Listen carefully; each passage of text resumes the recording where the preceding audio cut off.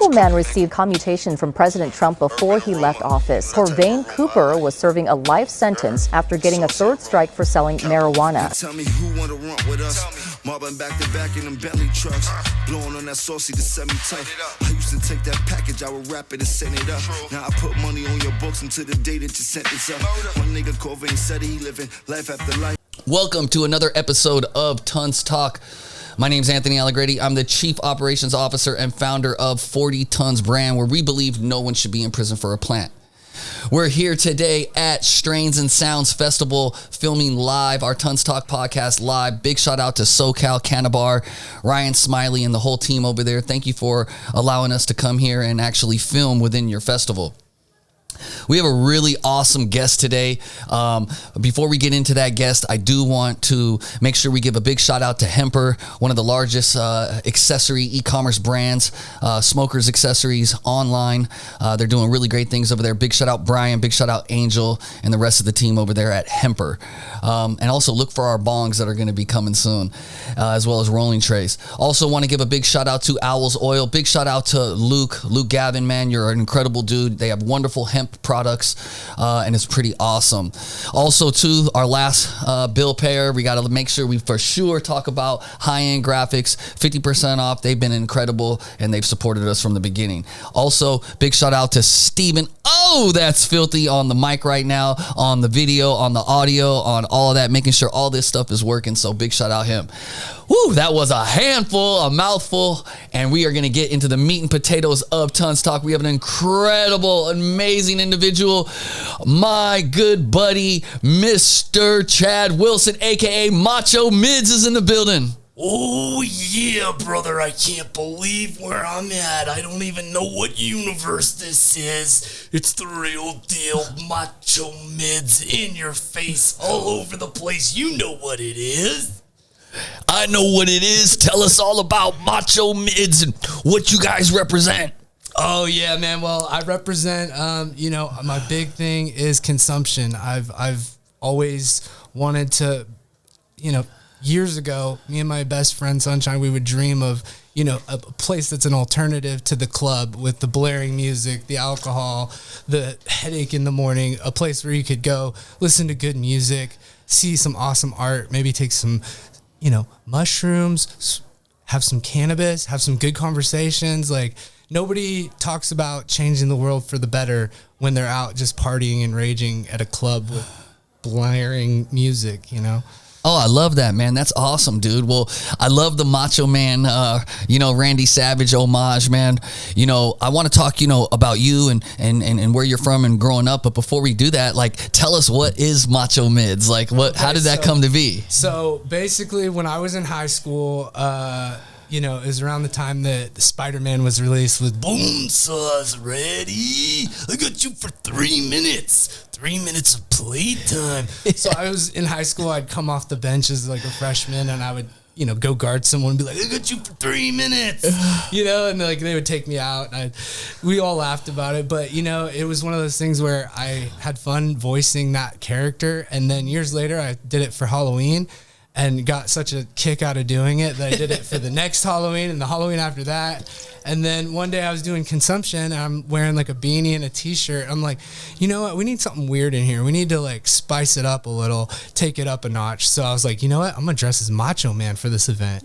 And I did it, and people were they just went nuts. It was super fun. The vibe was awesome. And I'm all about creating a good vibe, making people feel happy. And when did you decide to get custom leotard pants to really do it right though? That's what I want to know. So I think I had the leotard tights for Halloween and all that, but when I really debuted it was my buddy Brandon does this contest. It's called the Ego Clash. It's the biggest underground hash competition. Shout out Ego Clash. Shout out Ego Clash. And, he was the first year I went, I was dressed normal, and he had a zebra hat on. I'm like, that's Macho Man. He's like, I love Macho Man. So I'm like, I'm coming as Macho Man next year. So the next year I came, there was Burner was there, and I come in there dressed as Macho Man. Half the people were dying laughing. The other half were like, who is this guy? What a clown. Nah, man, they gotta lighten up, dude. Fun, and everyone talks about, we do it for the culture and everything, and it's they're really, they're getting bikes, 100 bikes they got for all the kids in Mendocino. So it's like one of those things where it's like, yeah, man, we do it for the culture. We do it to keep things weird. We do it to have fun. People take themselves too seriously in this industry sometimes, and you just got to have a little fun sometimes. 100%, dude. I love it, man. You got the whole boots, the leotards, the bandana, the necklace, the hair, the goggles. The alpinas. These are alpines. The alpinas, yeah. Someone tried to tell me like, oh, nice pit vipers, bro. And I was like, Whoa, you're going to get the elbow through the table, buddy. These are alpinas. These were $300 in 1984. Yeah. And he was like, oh, I'm sorry. I'm like, yeah, you should be. Yeah.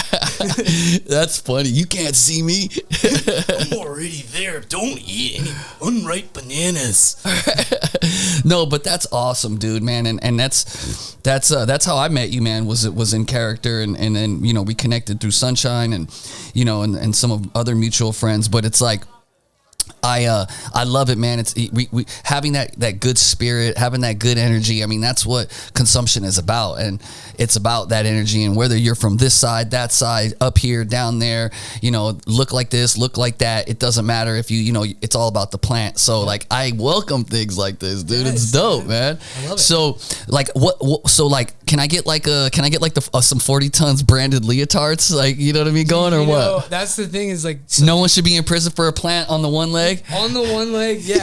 free the prisoners, like. Oh, honestly, yeah. So when I'm working with different brands, like I told this brand I'm working with, I'm like, you need to make some NWO gear with your logo, and then I can wear your logo. Just it needs to be wrestling style. So right. Any brand I work with, I can make it Macho Man.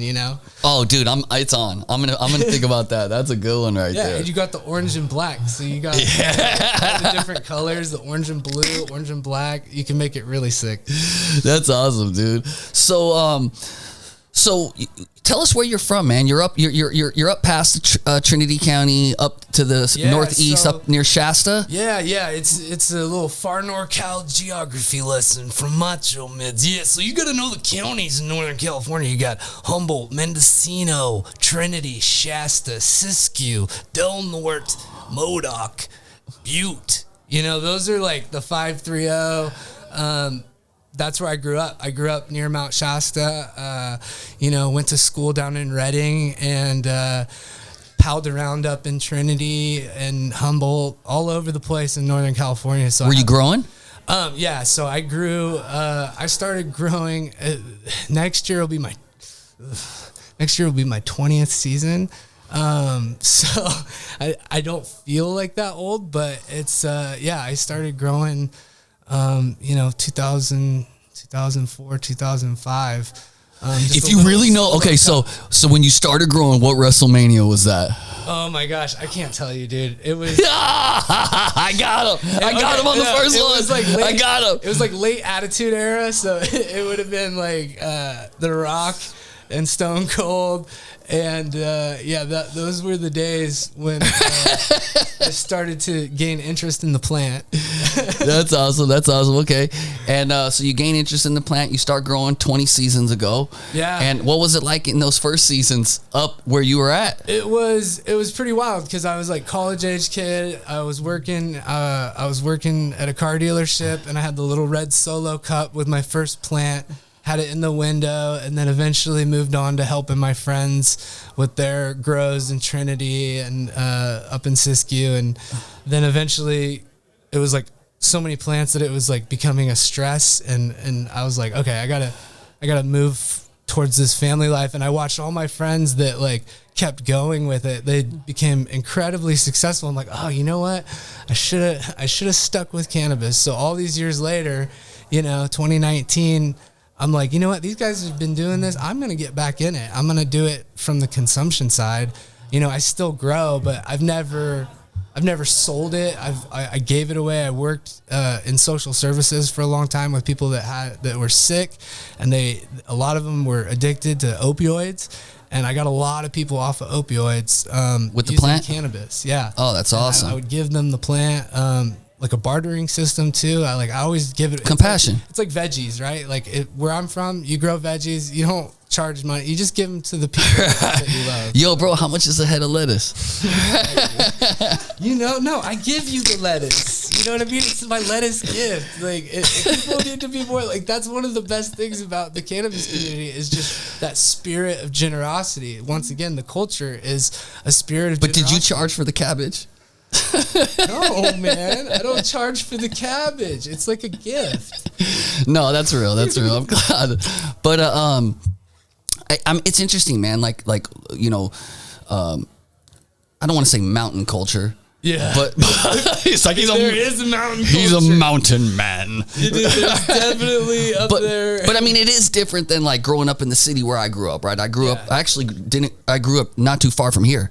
Yeah. So this location actually, but what was it like being up in the mountains and like or up like, in that area where it's just like all redwoods and there's this interesting crossover, right? Because you have you got a lot of people that are in agriculture, you got a lot of, you know, mountain people, but the thing is like we grew up listening to Mac Dre, Keek the Sneak, Andre Nicotina, Tech Nine. So we would leave our little mountain towns and go down to the bay and just live it up. That's like, dope. So it's like this weird culture up there where it's like we have it's just a different way of life. And until you go in there and you see it for yourself, all these expectations that you have or these preconceived notions about, you know, the hills have eyes. You know, I mean, some of them were true, dude. We got tweakers galore. We got some real problems. The city has problems. And real grower outlaws and real OGs that were really doing, I've you know. People killed. I've had friends, close friends killed. I mean, dogs shot. Like, just recently in Trinity, someone's dog was shot. I mean, it's still going on. We lose sight of that because we're out here having fun and it seems like it's an open environment, but there's people that are still in prison. There's people, you know, in other states that have to like really watch what they're doing because they could really face some like horrible time over medicine that grows. And you guys dealt with that firsthand, just like we did down in the traps, selling it. You guys dealt with it, growing it. Yeah. You know what I mean? And so it's like, we can't forget about the OGs that were in those mountains, really growing this weed and really taking those chances and really taking the time to learn how to grow the plant over these last 30, 40, 50 years. Absolutely. Everything is built on the backs of the legacy. You know what I mean? Super on the backs of the legacy. And you have nothing without the farmers. Absolutely. You know, you got to make the food. You got to grow the plants. You got to have all that before you have any industry. There's no distribution without manufacturing. There's no manufacturing without cultivation. Absolutely. And there's no cultivation without the grower. Absolutely. You know what I mean? So we always got to give shots to that. Were you a snowboarder or a skier or anything like that? Yeah, I'm heavily into snowboarding. So we have you Macho Man snowboard yet?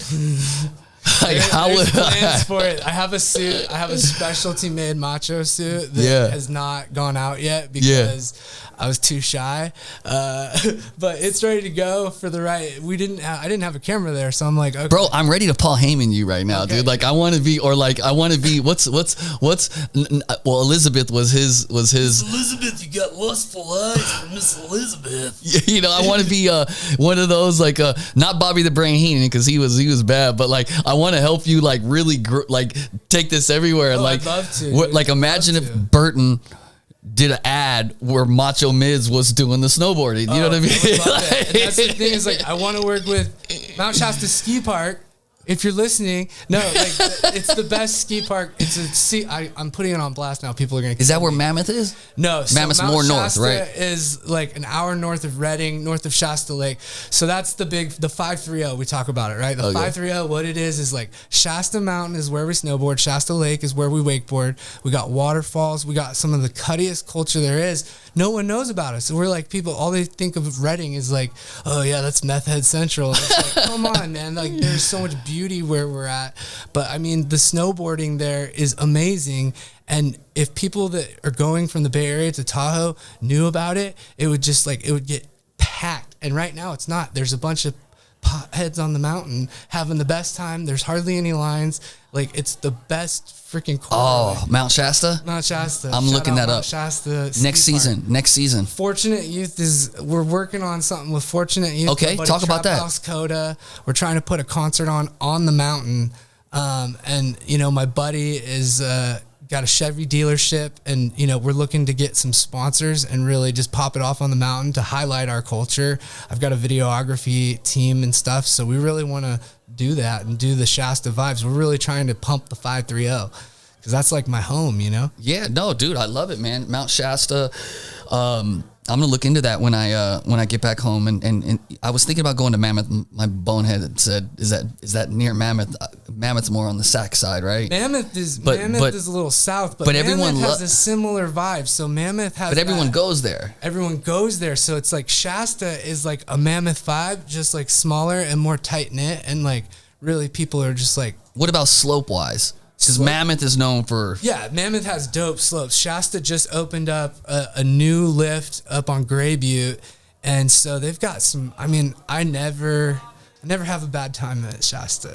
Yeah, I can't wait to go up there and check it out with you, man. So, talk about this bus we got right here. Like, talk. Okay. What is this? What are we doing here with that? So my buddy MJ Midz, he is like an amazing artist with joints, and he just won Rookie of the Year at the Rolling Championships. And so the company that I am working for right now, Lucid Psychedelics, they are the first psychedelic company to sponsor a headline tour. So they're sponsoring Fortunate Youth, Ellie Mac, Eureka Sound. We're going to see Ellie Mac tonight. And so Eureka Sound too, I think. Yeah. Eureka Sound, And so I brought this one for us to smoke with her tonight. And then MJ is going to take that to the Ventura show, and he's going to get up on stage with Fortunate Youth and smoke out Fortunate Youth during their song Burn One for the Let the Good Times Roll On tour. Oh, and so, that's dope. Lucid has been amazing. Really, psychedelics were a huge part of... I spent 7 years in the child welfare system, and it really messed me up pretty bad. I got PTSD really bad. I did all the therapy, click therapy, all the different stuff. Nothing was working, but I never thought about psychedelics until like one day I was watching like a Mike Tyson video. I'm like, oh, I did that back in college. I should try that. Literally I took a heroic dose, changed everything. Like my PTSD symptoms were reduced so much. I was drinking a lot because of the PTSD. Yeah. I don't drink very much at all anymore. So it's just like made a huge impact. So I'm so happy to be working with a brand that's trying to, preserve our culture. What's the name of the brand again? Lucid Psychedelics. So okay. They have functional mushrooms here in the U.S. right now, like turkey tail, lion's mane, things that are good for your brain, good for anxiety, in a gummy form. But they also have psilocin-based and psilocybin-based in Amsterdam and Jamaica. So the whole pipeline is ready to go once we not legalize, decriminalize psilocybin, and then we're all set up. Lucid Psychedelics, baby. Yeah. So I've never really been on psychedelics too tough. I did ayahuasca. Oh, that's intense. That can be intense. Yeah, I did ape. Oh, okay. Yes. Yeah, I didn't do the frog. Oh man. Yeah, I didn't throw up pretty bad. Or? Oh, dude, I purged like a motherfucker. Oh, gosh. Yeah, and to be real with you, I actually had a really bad experience on ayahuasca. Yeah. Because the asshole who I thought was my friend who brought me to the ceremony. Yeah. Gave me a bazooka dose. Oh no. So and really, it wasn't even the ayahuasca that he that fucked me up. It was the ape. Oof. So ape's it's a tobacco. They do the pipe where you have the pipe, and then this part goes into the person's nose. Oof. And then they go, and then it goes all the way up, and it's like a tobacco, but it's a psychedelic. Into a whole nother realm, brother. Yeah, and I'm seeing stars and stripes and everything nice. So what happened was it instantly electrocuted me without the shock. Ugh. And so what happened was I instantly, like, imagine turning on like a tattoo machine. Yeah. It's going right, like but at like 1,000 miles an hour. Yeah. Right. That's what my body felt like was happening. Like I was shaking like the way you would get electrocuted, but without getting the hurt of being electrocuted. Oh my God. I just felt like convulsing. Not convulsing, but vibrating. Oh. I vibrated. Convulsing. Yeah. Pause. But I like, you know what I'm saying? But like, pause. but like Hard pause. I vibrated without without getting electrocuted. You know what I'm saying? I feel you, dude. So this motherfucker gave me more than like, I'm 6 foot nothing, 100 and nothing, thin fucking individual, and he gives me the size of a dose that like a 400-pound linebacker that's been doing it for 10 years has. He like, it'd be like giving me 10 shots of vodka and I've never drank alcohol a day in my life. Yeah. Right? Like he did that to me. So what it did was it fucked me up so bad, I lost my equilibrium. Ooh. So at first I was aggressively shaking really bad. AKA, That's better. I was vibrating. So Unbelievable. right. Well, you said pulsating. Pause. Okay. I wasn't pulsating, but I was. I know.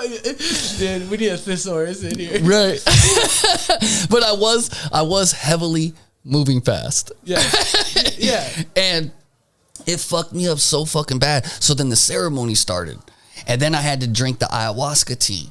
And thankfully for the shaman doing the ceremony, he was cool and the music was cool and the vibes was cool and the sound was cool. But dude, I was purging. The ape had me purging like a motherfucker. Gosh. So I purged at least 30, 40 times.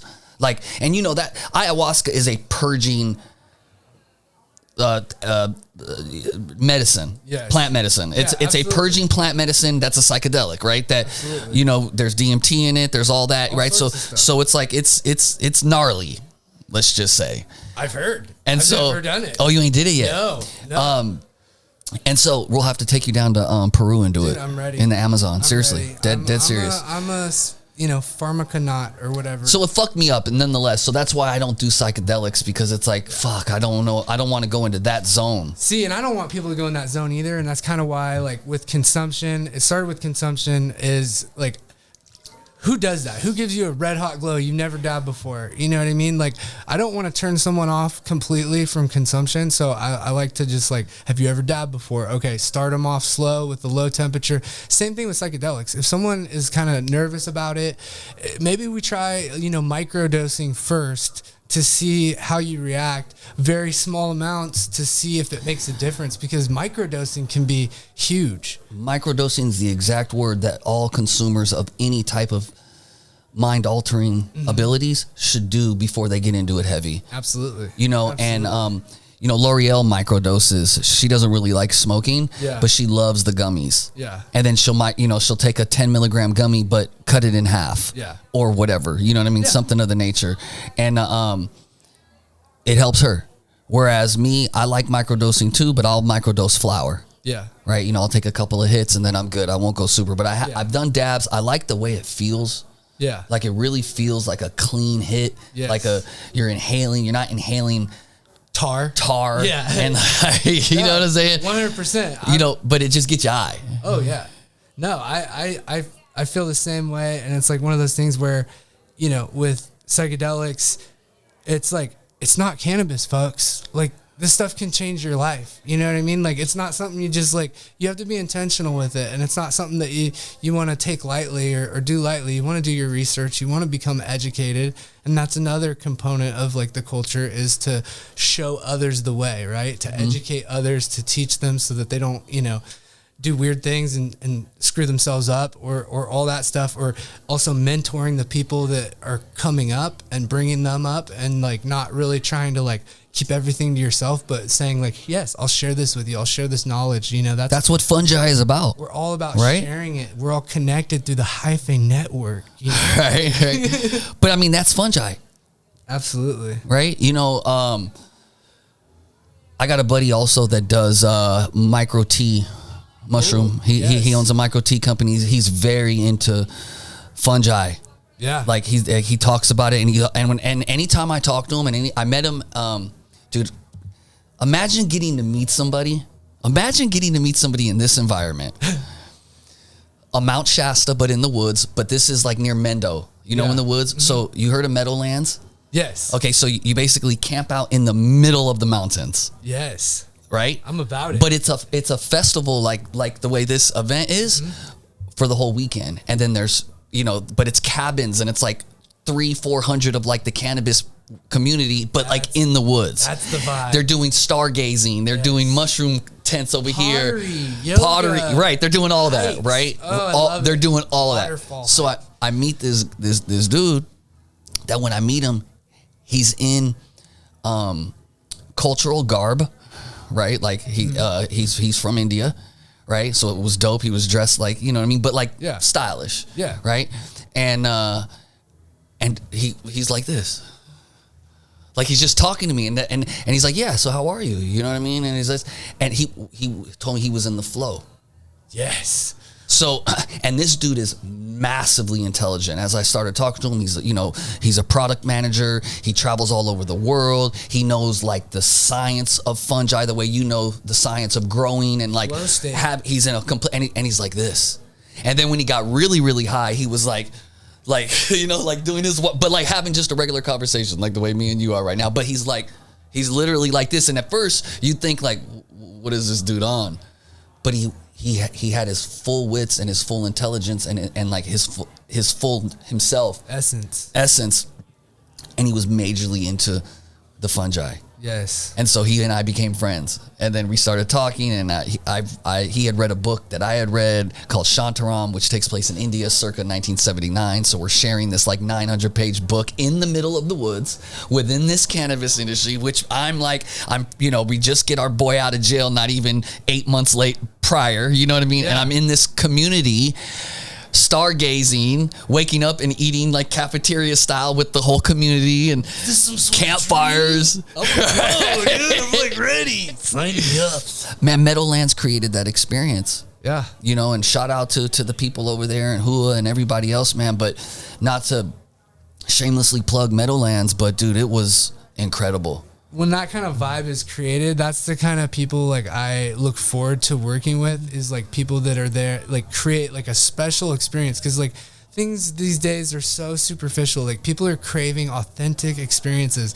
And when you get to have that, and when you get to have those conversations or those like meaningful impacting meetings, like it is the flow state. You know what I mean? We've experienced it together where we're in the flow state together and like, hey, you should talk to this guy or you should talk to this guy. And then all of a sudden magic has happened because of the flow state. I was just telling my buddy Bruno yesterday, I'm like, I'm a cluster guy. I love when my friends meet other friends here, then we become a cluster, just like in cereal and in life. I like clusters.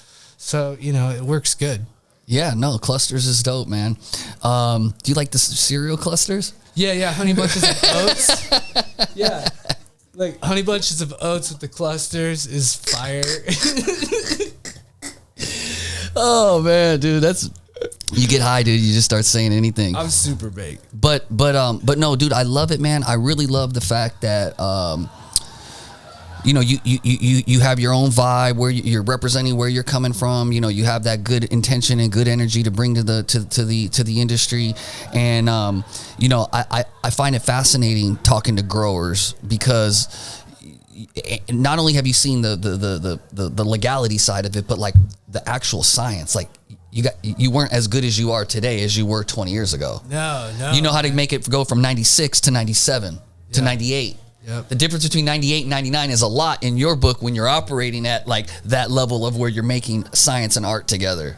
It's a beautiful thing, honestly. And it's like when I meet someone and they talk about, you know, how much they know or like what a master grower they are. Like the master growers I know do not talk like that. They think that like literally I know nothing because this plant still has so much more to teach me. And like I feel like I will be 80 thinking the same exact thing. I know nothing. This plant is teaching me something. And just talking to someone that has that kind of wisdom, you're like, dude, feed me more. Yes. Right? You're like, get enough. Like, it's like, dude. I started reading Ed Rosenthal. That's how my first time I grew was reading his book. And then Jay Biddy was like my grower mentor. And like over time, it was like, you know, you start to get a hang for it. But in the beginning... Tell us about some of those early people that you worked with or that you learned from, whether you knew them or you didn't. Yeah, so you had a lot of these people, first off, like OGs, like, you're not going to find them on Instagram. Like, a lot of them are, like, off the grid. They've been that way their and you whole can say their lives. first name only. Yeah. And so you have Old Man of the Mountain, Mr. Wizard, Jay Biddy, Pops, Pops, he's still a good friend. He has like the best garden going right now, like literally veggies every day in huge baskets. The man is just Dr. Green Thumb. And so he taught Jay Biddy, and Jay Biddy and him taught me, and gave me their grow tips. And then over the years I met other people that it's fun. Another part of the culture is being open-minded, and like there's different ways to skin a cat, and being honest, like saying like, well, I don't think I would do it that way because of this, not being ego about it. All these different things is like, there's so much different ways to grow, whether it's outdoor, indoor, depths, no depths. Like there's so many different ways to grow amazing flower. And each one has there's a best of that. Yeah, absolutely. And like, I'm never one to like pick sides or anything, it's like each one has their own benefits and stuff. And like, as long as you're doing it like regeneratively and like with love in your heart, that's where it's at. So when you were learning from those people, what was there ever an experience where like you fucked their crop? Like, did they teach you where like before you had your own crops, you were helping them with their crops? Or was it, was it always just you had your crops, they had theirs, and then you talk? Or did you actually get to understudy their crops? No.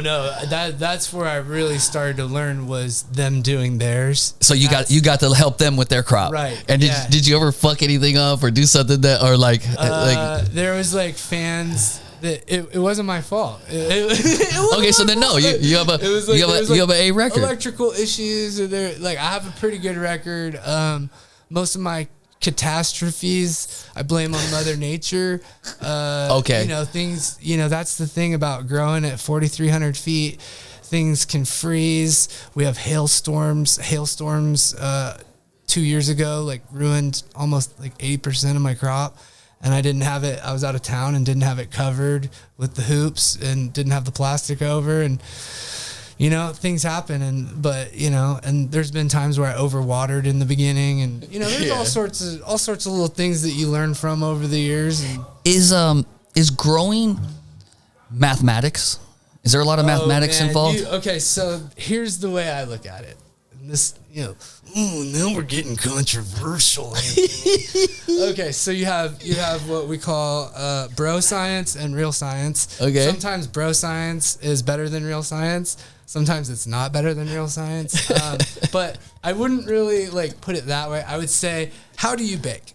Okay, how do you cook? There are two types of cooks.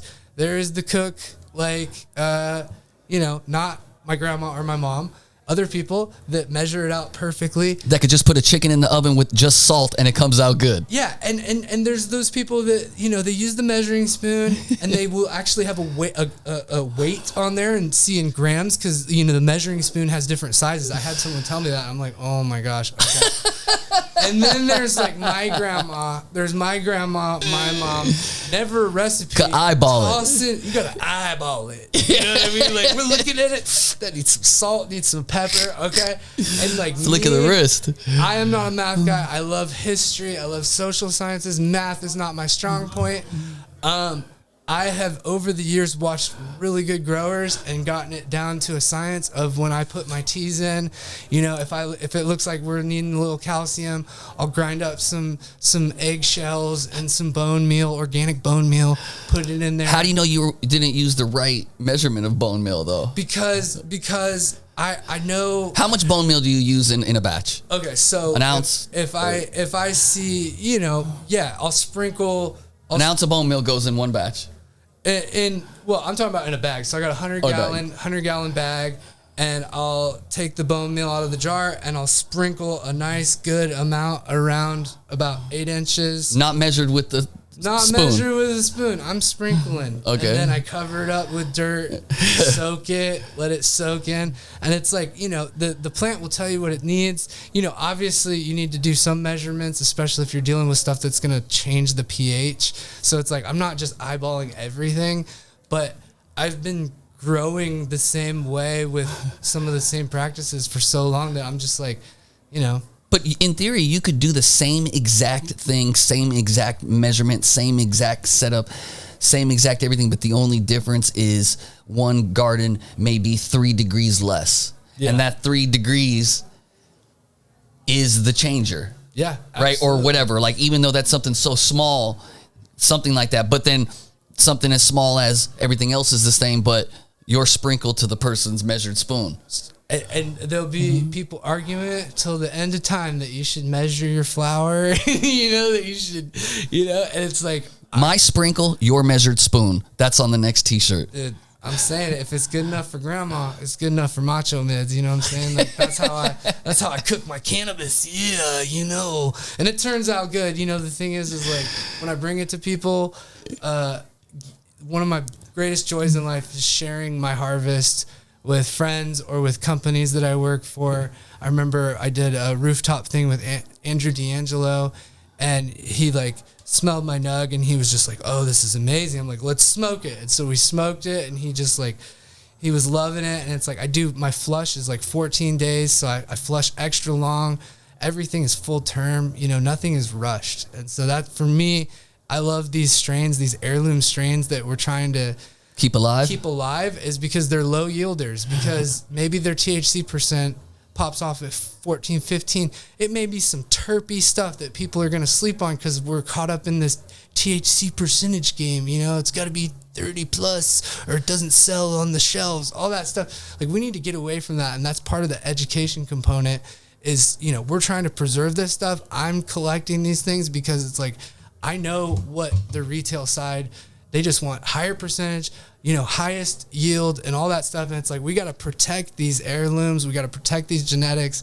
I got friends involved in it. My buddy Connors does amazing work in tissue culture. So we're on it. We're doing it. And I'm super glad that, like something like ChemDog, my buddy Dan at Rebel Grown, he does a lot of Afghani lineages. Do you do tissue culture? I don't do tissue culture. No.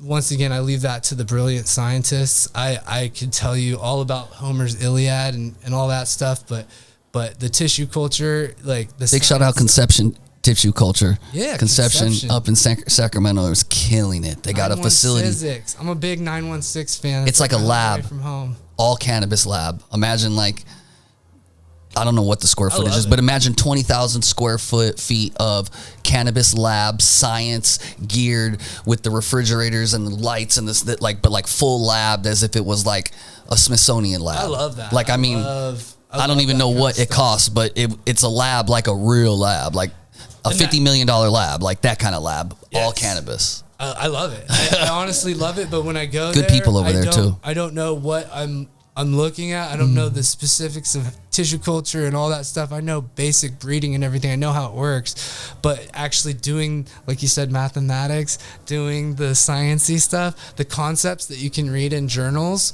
Like, I love reading that stuff, and I love, all the science about it.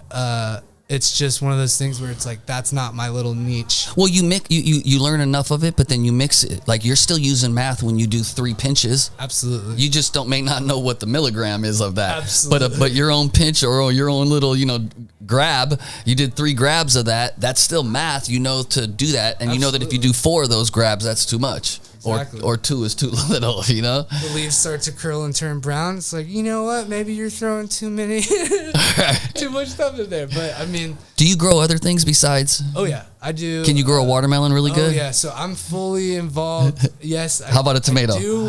I got tomatoes on the vine right now. So I'm heavily involved in agriculture. So I've raised cattle, goats, llamas, sheep, pigs. Oh, that's fire. I got some questions for you. Yes. What's the like when you start growing vegetables, like that's like the entry level vegetable. Like, you're a toy if you're growing that same vegetable 20 years later. Zucchini, you know what I mean? Like, is that the easy? Zucchini is the entry vegetable. Zucchini it's is like, if you're. Have you mastered the zucchini? Oh, pause. No, dude, I am a master of the zucchini, bro. Are you kidding me? Zucchinis, mushrooms, and like. But that's butter. like the entry level one, dude. You gotta grow your knowledge, tomatoes dog. Are also pretty basic. You're telling me all you're doing veggies. You're telling me all you're growing is tomatoes and zucchini. And that's what I'm saying. Issues. You need to expand. You need to do, some snap peas, some beans. Truthfully, how long did you have the zucchini in your farm growing? when it was growing, how long was it? How long was it? 8 years, 2 years? When did you stop doing the zucchini? I never stopped. So you still kept it. I still grow zucchini. It's just a reduced part of your. I have heirloom. Okay, so Oh, you got tiger stripe We're zucchini? gonna put on the tinfoil hat right now. Yeah, I'm telling you, I'm giving you the warning. Monsanto is getting in there with the genetics of seeds. Okay, so all my veggies are heirloom seeds only. Like these seeds are very old lineages. Dude, we're doing heirloom veggies and fruits. Like They got into the genetics genetically game. modified Monsanto gear that's coming out in your corn, in all your stuff. It's not good. Okay, if you can get your hands on heirloom veggie seeds, like that's where it's at. Like the heady vegetables. The heady vegetable. Zaza zucchini. Okay, truth. What's the hardest fruit to grow? Oh, okay. Strawberries are very finicky. Tell me about the first time you fucked the strawberries up. Oh, you don't if you don't put your top dressing down for your strawberries, that's why they're called strawberries, is because you need the straw. You need to, Okay. You don't want a shrivel. You don't want a shriveled berry, dude. Like pause. Dude, we're hitting pause a lot. This is funny, And it's all love. it's all love, bro. It's like seriously super. So fun so to be tell me on. when you fucked the strawberries up. Oh, dude, they dried out. They dried out like freaking. And how many times did you fuck them up again until you really got them good? Oh man, perfecting strawberries took a little while, just because it's like you gotta watch strawberries. You know, like other stuff is not like tomatoes are pretty low maintenance. You make sure they're not getting munched on. You make sure the stems are green. Strawberries, if they're out in the sun too much, will dry up. So you got to cover them. You got to make sure the moisture content is right. So any fruit that doesn't have a shell is harder to grow than a fruit that has a shell. Raspberries, blackberries, for instance. But then blackberries, they only are ripe for so long before they start to shrivel up like raisins or grapes. You know? Okay. So it's like you got to really pick them while they're in the right season, or else you're just gonna get gross fruit, man. So like right now, if I go to your farm right now, or I take you to any farm right now, I cut out like a half an acre plot. We go to a farm with the weather that you desire and that you want. We'll find a farm like that. I give you carrot seeds. I give you strawberry seeds. I give you zucchinis. I give you watermelons. I give you pineapples. I give you dragon fruit. I give you asparagus, and I give you cannabis. You're gonna grow all of that when we have our dinner at Harvest in October. Will we have a plate of all of that? Will all of those hit? Oh yeah. All of them will hit. All of them will hit, man. Not like if I mention 15 of them, not like 12 out of 15 will hit. All of them will hit. No, they're all hitting. I'll show you some pictures of each year we have. Okay, I'm like very self-sufficient style, so we do canning. Like, Okay. we do canning. So The Macho Man cans? The Macho Man cans, yeah, dude. We can. We preserve. No, we're really into. We're really about preservatives. No, there are some preservatives involved in canning. Are you using preservatives in your stuff? Listen. Are you using salts We're not gonna in things talk that you're doing? Are you using NaCl in the things that you're growing, sir? No, we're spraying Eagle on all the veggies.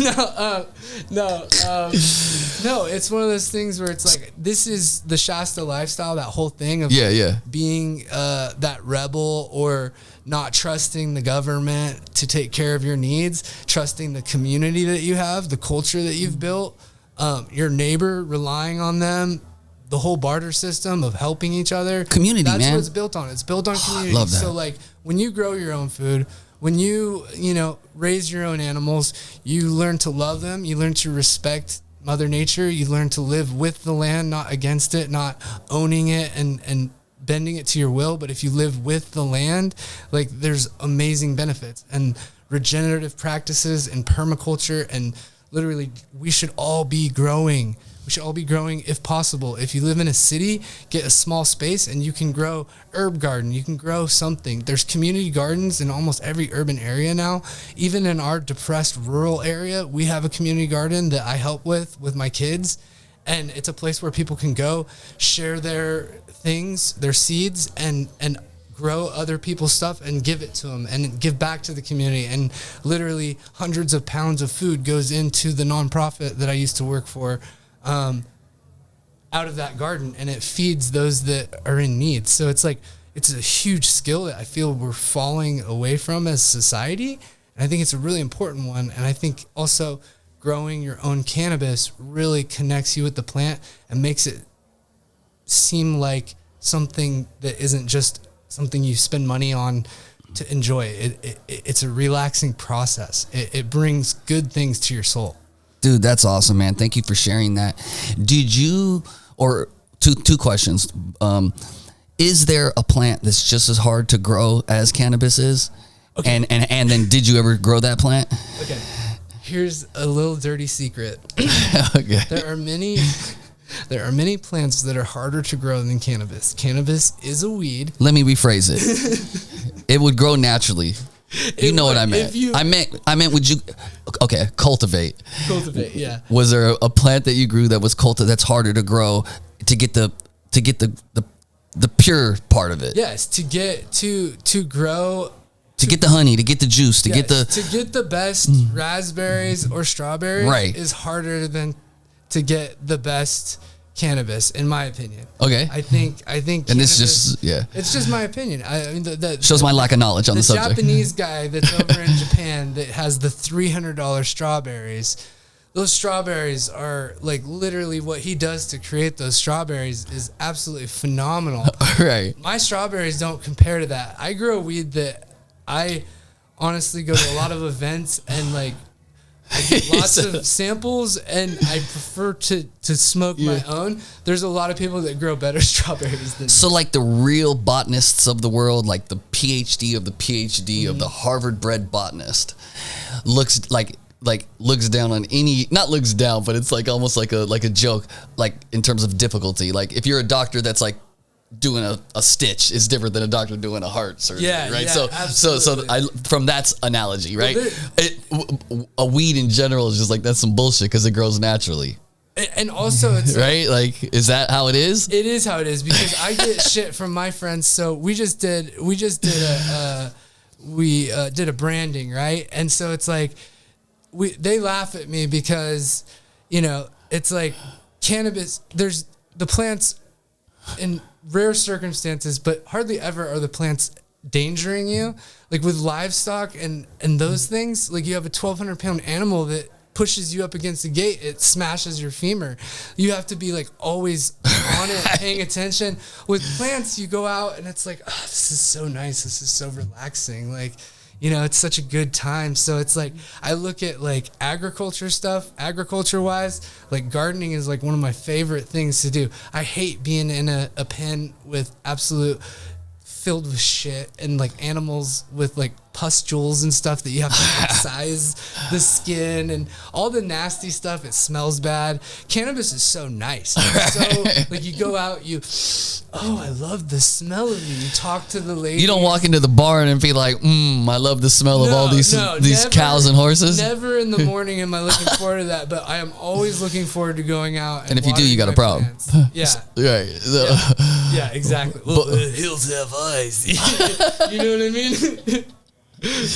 So, but you said you raise a lot of those animals, and you named some pretty exotic animals other than just, you know, like your most domesticated animal is a dog, right? Then you got your cat, then you got we have those. Your pig is your next domesticated animal that's wild? No, like the guinea pigs, the ones that run around that pigs. Those are nice. Those are fun.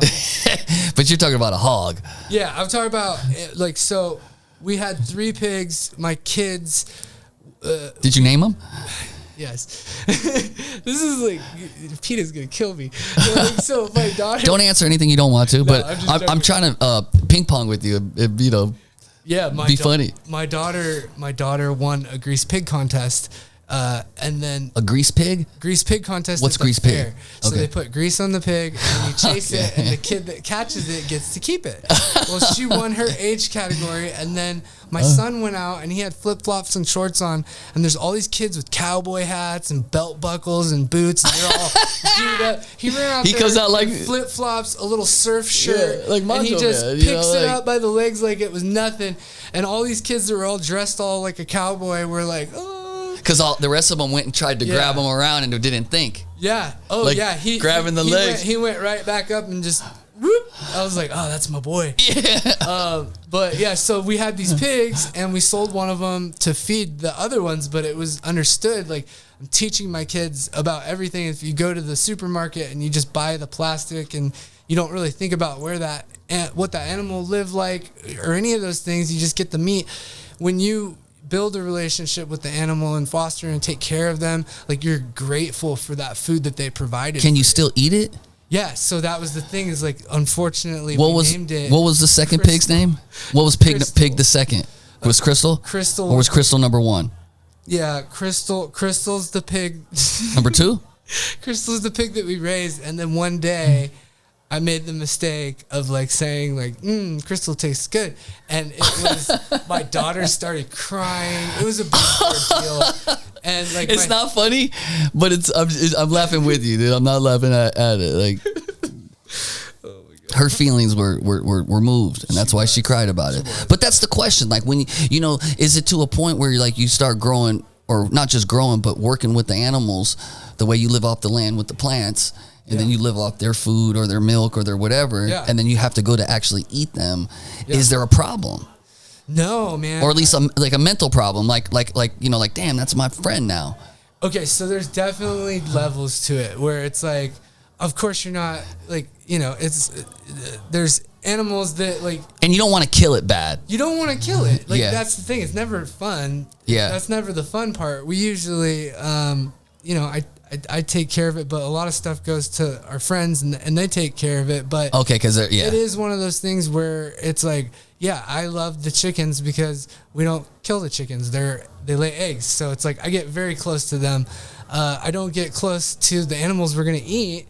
Cows aren't really, I don't really get friendly with cows. Pigs are really nice.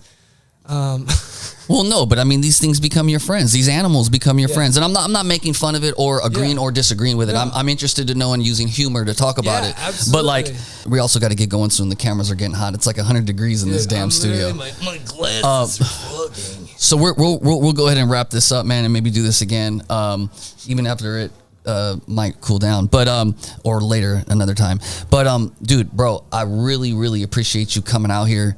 I know we were clowning, talking shit. You're gonna see Ellie Mack in about 20 minutes, so that's gonna be cool. I really appreciate your energy, your vibe. I appreciate you welcoming me as a new friend to you. We have friends that we've been at our age that we have 10-year-old friends, 20-year-old friends, 30-year friends. You know what I mean? And you meet them at different stages of the game, man. Whether it was 30 years ago or 30 days ago, and when we met, it was like building something that could grow into something like that. Yeah, absolutely. It's like one of the things that I thought was like vibes. Like, I'm a vibe checker. Like, when I get a good vibe with someone, it's like, it feels like we've known each other a lot longer than we have. It feels like we spent more time just because you're vibing and you get them. You feel like you understand them. It's someone that you can, share that experience with. So it's clown around, shoot the shit. Clown around, absolutely. Joke, make laughs. Was that a picture, or was that letting me know that it's like we got to go soon? Okay, cool. Everyone in here has sweat mustaches. Yeah. My chain has its own sweat stand. Start a sweat mustache company in Macho Man. Do the 10-second commercial for your sweat mustache company that Macho Man started. Yeah, listen here. I'm a sweaty Betty. Everyone knows it. When you're the Intercontinental Champion of the world, Macho Midz, coming in to do the podcast for the 40 tons. Free my prisoners, free all the non-violent cannabis offenders. Do it yesterday, because we can't be doing any of this stuff much longer until they're out. You already know these sweat stains are looking good because they're on my chain. Yeah. I love it, man. But all foo-foo aside, man, it's dope, bro. Like, I appreciate it. Appreciate you clowning around with us, man. Thanks for having me, man. Let's connect more. Big shout out to just everything that you're doing, and where can they find you online? What's your website? What's your social media? Yeah, I'm Macho Midz with a Z. Macho Midz with a Z. You already know the vibe. Find me on there, and if you need consumption stuff, I'm based out of lots of Vegas and the Bay Area, so love to do consumption, love to work with brands, highlight brands. Grassroots marketing is what I did for 8 years with Toyota, so I love to do the marketing stuff and the funny humor and all that stuff. Mix it all together and just help each other out. Hell yeah. value. We'll after this, we'll go do some of that with the guy that's filming, that's doing the run and gun stuff. And we'll walk up and we'll do a couple little things. Yeah. And if one of them works, it works. Yeah, you never know. I'll give you all of them, but I want them. I did one last time, and I was like, please do not post that content. I'm like, that was probably the worst, and they were like, yeah. I'm like, no, so embarrassing. What about whenever you went up to someone while you were filming it, and then they just like was like, all right, I don't give a fuck, Macho. Oh yeah. No, When does that ever happen? There's definitely people. It is the cannabis industry, so it's like you never want to steal someone's sparkle, and like you want to make other people shine too. And I'm one of those people that's like, let's all sparkle, let's all shine. I don't think because you're shining brightly, then we turn into a wall of Zaborski. Yeah, and then we're like, hey, I don't want to mess with you, brother. And so it's like, it's all good. It's not I've learned not everybody can be your friend. Being a people pleaser and an empath, man, I just want everyone to be my friend, but that's not the way the world works. 100%, bro. 100%. You just gotta chill with the people that are vibing on you. True. And also too, like this is for those big companies out there that would potentially use this, but like what type of deodorant do you use, since you sweat a lot? So like you need to have a good deodorant. I'm one of those Tell me your deodorant. I pick my ponies, and that's what it is like with brands that I fuck with. Who's your deodorant pony? It's Old Spice Pure Sport Extreme. And it works? Yeah, well, stop. So you're not using like regenerative or whatever. I mean, regenerative the mineral deodorant. No, I'm using the stuff that's probably you representing. Hold up, bro. You're out here growing zucchinis at that level, full term, and you're putting Monsanto under your arm. To non-aluminum. Oh, if there's a brand out there, is that Dr. Squatch? I don't know if he's really from the farm, dude. But I'll be like, give me a sponsor. Dude, it's 100 and something in here, dude. No, I know, but the thing is if you actually use regenerative, fresh mineral deodorant, you wouldn't be dealing with this right now. And you chose to use the Old Spice, and now it's an issue.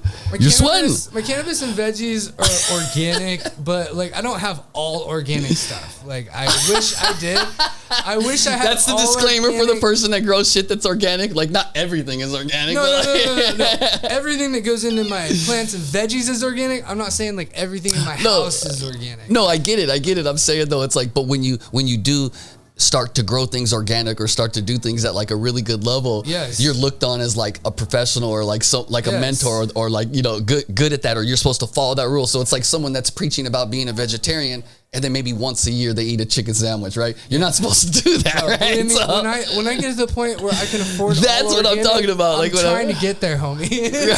So he's like, look, dude, I'm a vegetarian 364 days out the year. You know what I mean?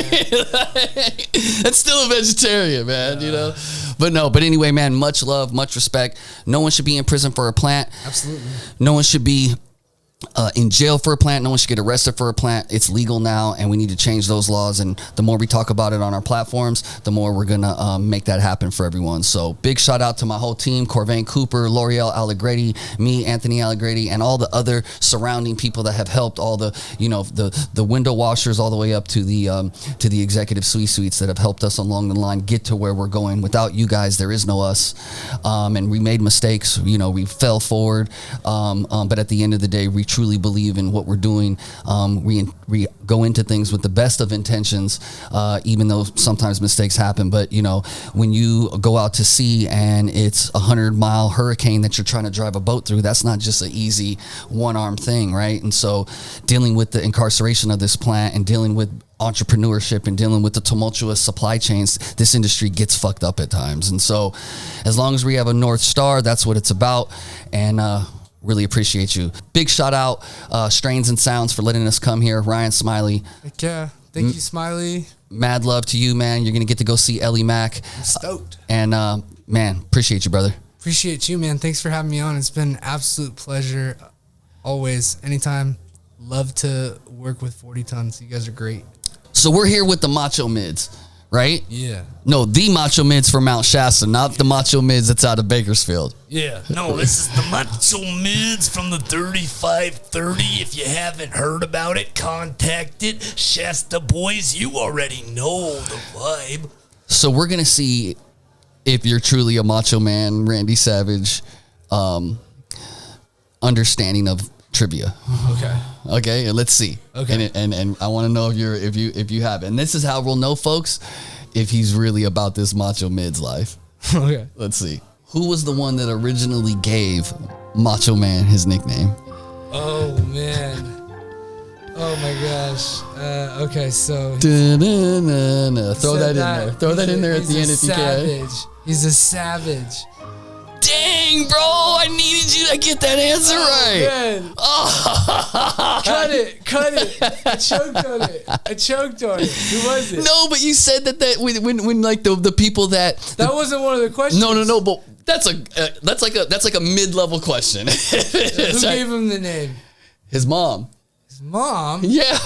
So that's what it says. His mom gave him the Macho Man nickname. According to Savage, his wrestling nickname didn't come from the Village People song, but from an article his mother Judy had read in Reader's Digest announcing that Macho Man was going to be a hot term in the coming years. She mailed it to Savage along with a list of other possible names, even though neither one seemed to know what a Macho Man was. Savage liked the sound of it. His stage name Savage came from Georgia promoter Old Anderson, who thought Savage's grappling style was ferocious. Yeah, that's the guy I was thinking of. So, okay, dude, we got to get up. So I'm trying to take you to CAA, bro. Right? I'm trying to get like $100,000 contract for you, bro. If I walk you into $100,000 contract and they ask you that and you get that wrong, we're done. I gotta know it. The 700 Macho Mans that are in line behind us are gonna get it, bro. It's tough competition. I'll tell you that much. But you can't. We didn't even talk about the Council of Machos. Like, yes, literally, it was like the Illuminati of Macho Men.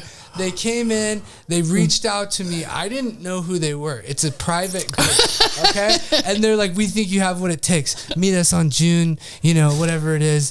Like, come into the chat. And so I go into the chat, and they're in there, and like, I'm not going to name names, but some high level, this is the highest level Macho Man. They're all at all the Comic-Cons and everything.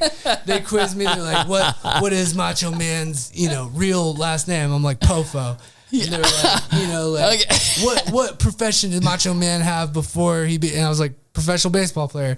Where is he from? Sarasota, Florida. And they're like, okay. Who gave him his nickname? Yeah, his mom. Ooh, yeah. Listen, brother, you might miss once, but I don't miss twice. I learn from my mistakes. So they come in, they grill me, and then they're this is like extra content you get. We would like to offer you membership to the Council of Machos. And I was like, are you kidding me? Of course I want to be in the Council of Machos. So now we have the Into the Machoverse podcast we do go live, and there's like 7 of us. Like, it gives you more value. Like your per hour went up. Like you could get at least another $20 an hour. Yeah, I'm sitting at, if you want to know my menu, $600 for 3 hours. Okay. Right. Okay. And I'm not a prostitute. I bartend.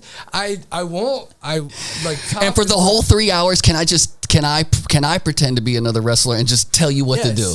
Yes. Like it's happening at Champs. There's gonna be a Hulk Hogan impersonator. I heard that. Bro, we need to film that where we go to like different events. We go to Fremont Street. Mm-hmm. We go to a bar mitzvah.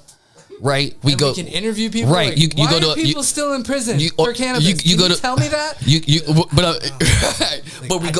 We go to all those different places and see if but get the content of you going around to these people talking and but with whatever they're doing. That would be hilarious. Oh, it like literally the comedy that happens like live. I'm not a good person with social media or like recording my life. Yeah. I didn't grow up in that generation. I'm just now learning it because it's for my business. You will be, but you're in the council now. Yeah. So if you want to up your per hour, I've got to up. We want to go to 6,000 for 3 hours. The content, because you bring a stage. Yes. You bring 4 other guys like you do, doing Absolutely. The other ones, and you curate that experience for them at one of these places. Now that's $5,000 to do that. That's the dream, baby. That's the dream. I mean, the sky's the limit. I've learned over the last 2 years is if you manifest things, if you say, I want to work with this person, you reach out, a lot of good things can happen when you take that first step of just like pushing yourself to uncomfortable things, dressing like a fool in public. It's not easy. It wasn't easy to go to Emerald Cup and have people like Because a lot of people don't.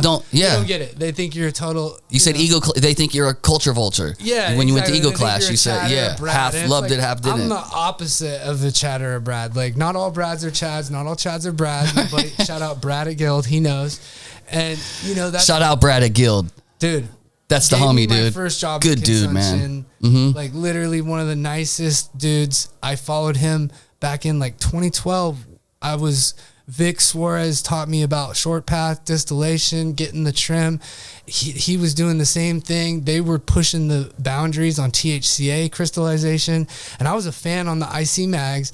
And then years later, I ended up becoming friends with him, and he's like such an awesome dude and doing so many good things for the culture with his company. Like, I'm so proud that was the first place that I got to do consumption. Passing out dabs on a yacht, dude. Dude, come on, bro. Doesn't get better than that. And with good folks. We were on that yacht together. It was dope, man. Well, look, dude, these cameras are getting hot. It's about 117 degrees in here. But we appreciate it, man. Much love, much respect. 40 tons, brother. 40 tons, brother. Thank you for having me, man. Yep. Oh yeah, brother. It's the Macho Midz, and I'm here with Lucid Psychedelics, sponsor of Let the Good Times Roll On tour. Yeah, my buddy MJ rolled this amazing artwork. Tonight we're gonna smoke this with Ellie Mac on their show in Ventura. They're gonna smoke this on stage with Fortunate Youth. MJ is one of the most talented rollers in the game right now. Rookie of the Year at the Rolling Championship. We're here at Strains and Sounds, having a good time, vibing out. You already know what's up. We're going to go listen to Ellie Mac and puff on this bad boy. Oh, yeah. With 40 tons.